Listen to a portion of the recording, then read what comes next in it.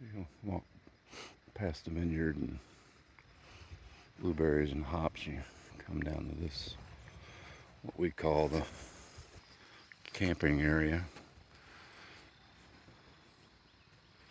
There's some good-sized cypress that were planted years ago that matured, and we use that for the shady spot for camping in the summertime.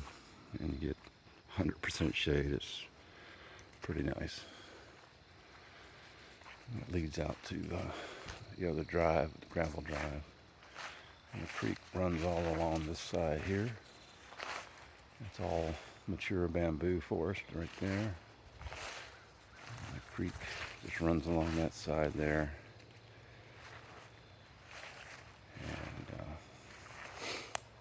we do quite a bit of camping and park our RV down here occasionally. It's